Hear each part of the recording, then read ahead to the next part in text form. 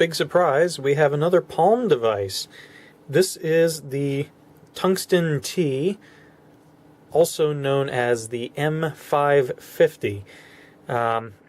It's a rather compact portable PDA type device. This has one of the very interesting sliding type mechanisms. Now you might think, oh, that'll have a keyboard in there, but no. This just covers up your graffiti area on the device, so it's really not that revolutionary. It's just kind of overlapping the buttons on top of there. But it does make it smaller so it fits easier in your pocket. It is a rather chunky device. It's a bit thick. It also has a very interesting way of stowing away the stylus. You push in on it, it pops out and allows you to pull it out that way. It does have an SD card expansion slot, so it can take an SD card, but I've only been able to get it to recognize up to 1 GB cards, which is a little bit limiting. I got it to recognize a 2 GB card, but I couldn't get it to actually read anything off of it, so I don't know if it was just the card that I had or what was the problem there, but yeah, so basically I determined that the size limit's about 1 GB, which for the day that would have been a very large card. However, not today. And obviously 1 GB is not very much. However, you can still fit quite a few things on here without filling that 1 GB card up. This actually is capable of fairly decent video playback, which I will demonstrate here in a little bit. But yeah, this is a kind of revolutionary device. It has a voice recorder and things, microphone, which some of the previous models didn't have. So it was a higher end device at the time. This was released in 2002. Our specs, processor wise, it's running a Texas Instruments OMAP 1510, which is clocked at 144 whopping megahertz. So not exactly a powerful processor by any means. Back then it was alright. It was lower powered than some of the other options that were available at the time. However, for a Palm device, it wasn't too bad. It has a 320 by 320 resolution screen, which again is better than previous models. The Palm M125 that I looked at in a previous video had a monochrome 120, I think it was like 120 by 120 resolution, very low resolution screen, and all this stuff looked very blocky. This screen looks significantly better. However, it's still not fantastic. The backlighting, which I'm pretty sure is actually a front light, isn't the most even. However, it is very readable in sunlight. It's got a reflective display, so it's very easy to read this thing in sunlight. For storage, built in, it has 16 megabytes of RAM, 4 megabytes of ROM. Only 14 megabytes of the 16 megabytes are accessible. So that's mainly where the majority of your programs, apps, and whatnot will be installed to. This uses the Palm Sync software, which we used in the previous video to put a lot of the apps on there, which I've sort of gotten working in Windows 10. Not 100% though. I can transfer files to the device. However, if you sync like your to-do lists and your calendars and stuff, they don't sync back to the computer. So I've got it to be able to write stuff to the device, but not the other way around. So if anybody knows a workaround how to get these things working well with Windows 10, that'd be awesome. Please let me know. Otherwise, I may just virtualize an instance of Windows 2000 and run the software in there. Because I like this device a lot. I would like to use this on a daily basis as an organizer. Because for some reason, I have an Android smartphone. I could easily just use the phone for it. But I like having something dedicated to keeping track of stuff. And this is a really nice one for it. Plus, it has a good battery. I got this thing yesterday at a thrift store for a whopping $3, $2.99. And I was fully expecting the battery to be totally trash. And I brought it back home, plugged it into my dock for the M550, and it worked perfectly. Charged up, no problem. Came right on. I haven't made a video of the M515 yet. That one's very similar in construction to this. However, it doesn't have the sliding mechanism. It's also a little lower spec. Screen isn't as good either. But yeah, they use the same docking connector, same universal docking port, which you can see on the bottom there. Quite a nice, robust connector. So I was able to easily charge that up. It didn't come with anything other than just the unit, and it had a micro SD card adapter in it, but no card. So yeah, I was able to charge it up. It's been working flawlessly. So let's go ahead and power it on and take a look at what it can do. I have it set up right now so it turns on when you slide it out. You can also hit the power button on the top to turn it on. As you can see, the screen isn't terrible, but it's definitely not fantastic. I have a few things installed on here. I have the driver for the keyboard attachment, external keyboard. If anybody needs this file, please just go ahead and let me know, and I'll try uploading it somewhere so you can get it. Because I had one hell of a time trying to find that file, the driver required for the Palm portable keyboard. But yeah, I have that, so if anybody needs that file, let me know, and I can get that to you. One of the really interesting programs that I found here is this TC-PMP media player program. That will play pretty much any file you can throw on it that's this thing's capable of handling. So it'll play MP3, FLAC files. Although I'll say the audio, the DAC in this thing is garbage. It sounds terrible.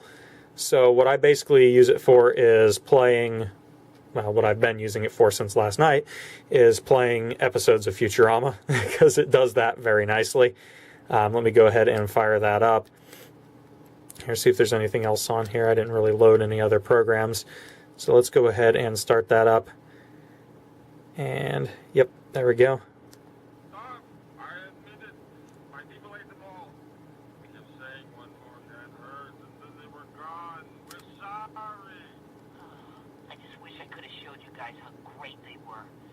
I may be rich, but I still can't buy back all the things I missed from the 20th century. That's enough of that before we get sued. But yeah, as you can see, the video playback isn't bad. You basically have to run your files through Handbrake to get them to play on here. You're going to want to put them in MP4 format with MP4 shell container with, let's see, what codec? Let's see, is it not H.264? That's MKV. Remember what file format that is. MPEG 4, yeah, it's just MPEG 4 encoding, and you want to use MP3 audio. I tried with the default audio that's just like, I forget what it is, like AV pass-through or something, and this thing gives you a message saying you have to go get the right codecs for it. But the codecs that come with this TC-PMP support MP3. I just whack it in like 32 kilobit per second, really low quality audio, which this speaker doesn't sound that great in here anyway, so I can't tell the difference between 128 kilobit audio and 32. It just makes the files take like a third of the space. I can fit an entire episode of Futurama down into about 20 megabytes on the card, so I can store quite a lot of video on here. If you want to do movies though, you do have to break them up into smaller pieces, like half-hour or so chunks, because for some reason this thing, it kind of bugs out when you try to play a large video file. Just kind of gives up on it, or at least it did for me. I also have it configured so when you close the keyboard, well, not keyboard, the little touchpad, it turns the screen off, which I find to be incredibly convenient, just to pull it out like that, and then I can navigate around, use the buttons up here. I really rarely ever use the graffiti section. I basically just hit the keyboard. So if I go into like my to-do list, got all my stuff that I have to do for YouTube, and go down, check off the Palm M550 because we are filming that now. And there's that, and then you can go here and then you can purge your stuff that you've checked off and stuff. But if I want to add a new one, basically what I do, instead of trying to use the graffiti section, I just bring up our keyboard and type that way. Which, I mean, I just haven't learned how to use graffiti that well. It's a bit difficult because certain characters you have to draw on a specific way to get it to recognize them. And somewhere I've got a reference sheet for it, but I've just never felt the need to learn that. I bought the little keyboard for a reason, actually. Let me go ahead and show that to you guys. It's a very nice little unit. These keyboards were made for a lot of portable computers back in the day. This one, I really, really love the way these things function. Let's see if we can zoom this out a little bit here so you can see how this keyboard actually works. It's a really neat design. Latches close like that. Just hit the little switch there and it just folds open like a really neat little thing. And you slide those in there and it locks together. You can pop this little piece out the back and it gives you a stand for your device. Set your device down on the keyboard. Just try to. Oop.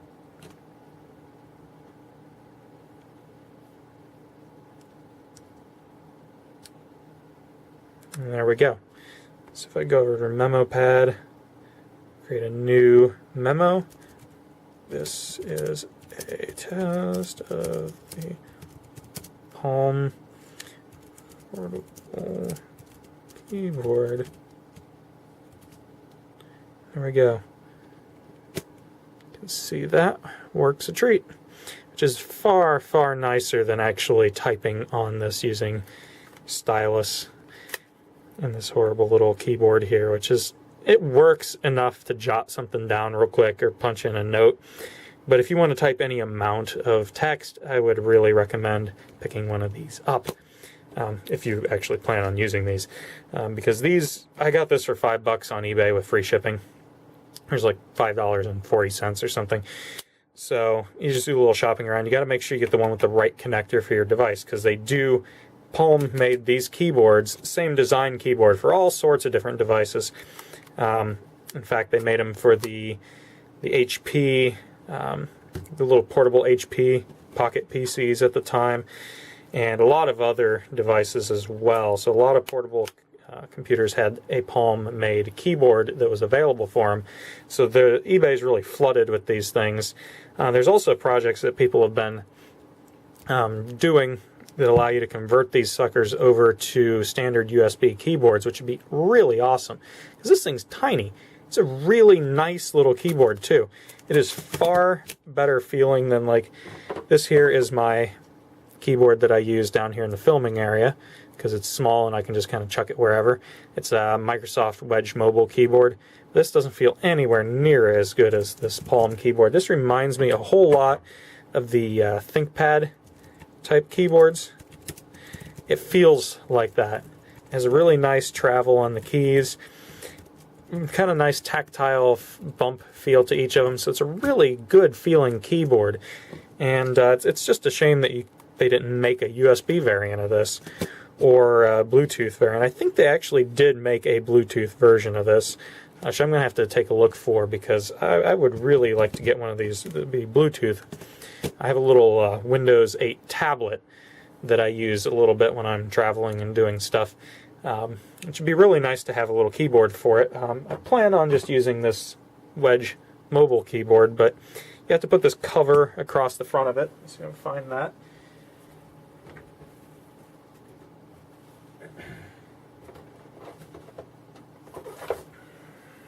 This thing here, which picks up dust like nobody's business.